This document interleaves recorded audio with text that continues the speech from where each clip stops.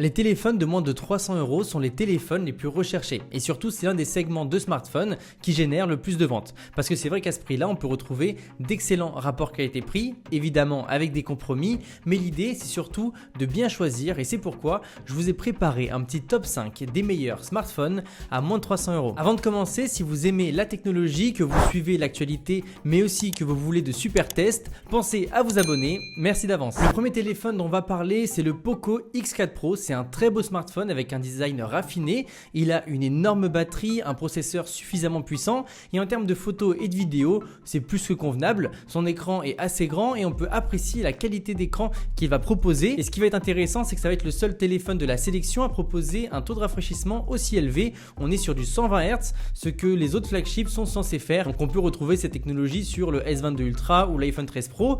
Donc pour les gamers, c'est certainement le meilleur choix de la sélection. Et aussi si vous voulez un téléphone Android puissant, il est vraiment pas mal. Pour aller du côté des chouchous de chez Android, on peut parler du Samsung Galaxy A52 qui est sorti en 2021 mais qui commence à se trouver sous la barre des 300 €. Il a l'avantage d'être très complet et surtout l'écran est super. On a la meilleure qualité d'image de la sélection. Par contre, il faudra se contenter du 90 Hz. Autrement, il est génial, même en photo et en vidéo.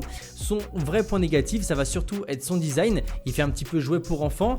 Personnellement, j'en suis pas méga fan, mais si c'est quelque chose que vous aimez et que vous voulez un très bel écran, vous pouvez y aller. Celui-ci n'est pas le plus beau, il n'a pas le meilleur écran ni la meilleure caméra, mais globalement, il est bon partout. C'est le Realme 9, il est sorti en mai 2022 et il apporte un vrai côté rassurant parce qu'il a tout simplement tout coché. Une excellente autonomie, une caméra qui est suffisante, un écran qui est suffisant. Bref, c'est vraiment le plus complet de la sélection.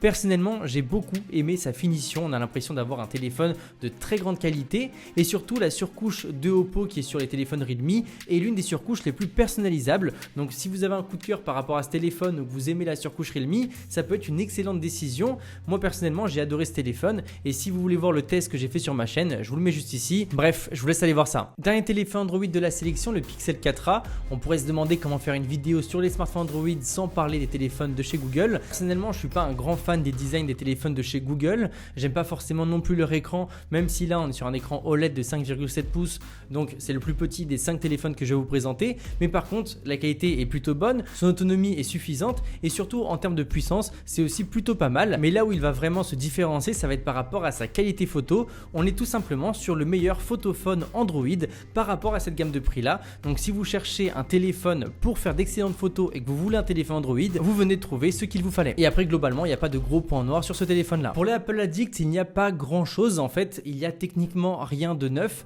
Du coup, il faudra aller sur le marché de l'occasion ou du reconditionné. Pour le reconditionné, j'ai récemment fait confiance à Certideal parce que c'est une entreprise française qui reconditionne en France et qui est vraiment très sérieuse par rapport au SAV.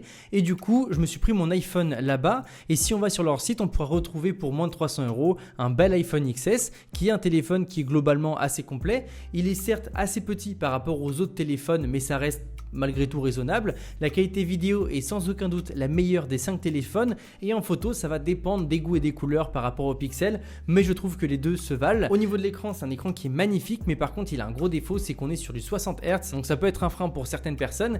Et en termes de puissance, c'est tout simplement le téléphone le plus puissant de la sélection. Par contre, il a un vrai gros défaut contrairement aux autres téléphones, c'est que lui il a un problème d'autonomie qui est limite ridicule. Pour tenir une journée complète, il faudra quand même s'accrocher, mais pour tous ceux qui voudraient se lancer dans le monde des iPhones, c'est un excellent choix, donc je peux pas ne pas vous le recommander. Mais par contre, il faut garder en tête le fait que la batterie ne soit pas la meilleure. Donc voilà les amis, vous connaissez les 5 meilleurs smartphones pour moins de 300 €. Du coup, si on résume rapidement, la meilleure caméra va se trouver sur le Pixel, le meilleur écran, ça sera le Samsung, le téléphone qui a le plus de puissance chez Android, ça va être le Poco et il a aussi la particularité d'avoir un écran 120 Hz. La valeur sûre, ça va être le Realme et le meilleur iOS, ça va être l'iPhone XS qui a la particularité d'être le plus puissant des 5, mais qui a aussi un gros désavantage qui va être la batterie.